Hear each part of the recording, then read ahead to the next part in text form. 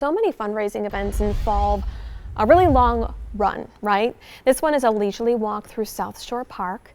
It's for Take Steps for Crohn's and Colitis Walk. Crohn's disease causes painful inflammation in the lining of your digestive tract. We have many people with us, including Evan Reisinger. Is that you right here? Mm-hmm. Okay. And we also have Leslie with us. She's the executive director of the chapter. Yep. And we also have Dr. Alan Mayer with GI Associates. He's a pediatric gastroenterologist. That's right. And also we have Heather Kisley, right? Yes. And she is a nurse. So we have many people with us. And it's so nice because one of my best friends dealt with a lot. She had to go to the ER so many times. Can you talk, Evan, just about what you've been going through?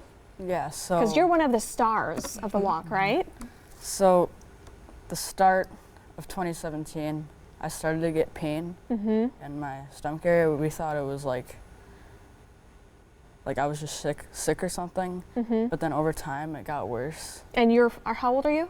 14. So you were just diagnosed last year? 2 years ago. Oh, wow. So doctor, is that common where people aren't diagnosed until later? It's very common. Wow. Sometimes up to 5 years can go by before patients are recognized as having Crohn's disease. Do you have some people who are a lot older and just have been dealing with the pain for so long and didn't know? Yes, that can happen pretty commonly. Sometimes people get regular colonoscopies at the age of 50 and they're discovered to have Crohn's disease just by accident.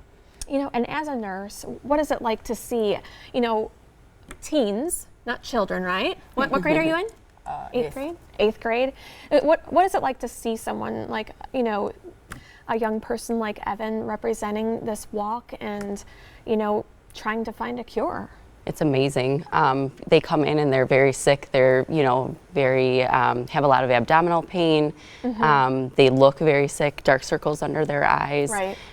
They're having diarrhea, rectal bleeding, and then to get the diagnosis, to start them on the medication, and then to see Evan today is, the process is amazing. He just looks so great compared to when we first met with him. Have we come a long way with research? We have, but it's a process, and I'd like to emphasize the fact that without research, we don't have tools. And my ability to help Evan and other kids is completely dependent on the ability to prescribe medications that actually work and keep the disease under control.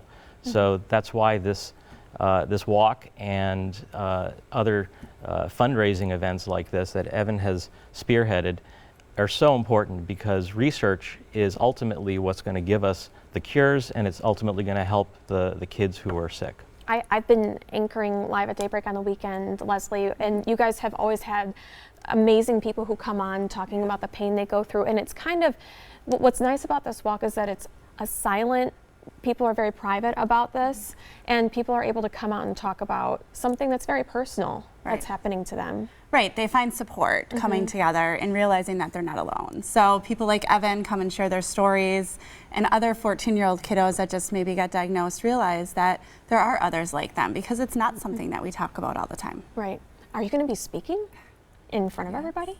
Oh, and telling your story? Okay. So this gets you all warmed up, right? Yeah, to show that you're not alone. So thank you so much, doctor and nurse and executive director. And we have our star of the event. I really appreciate it. I hope that you go to Take Steps for Crohn's and Colitis. It's going to be Sunday, June 2nd at South Shore Park in Bayview. There's going to be a lot of events. And I hear that things start getting kicked off at 1 o'clock, right? Yep, 1 o'clock. Fantastic. We also have the information at tmj4.com. All of you, thank you so much for waking up with us. I appreciate it. Doctor, nurse, Thank you. and everybody else.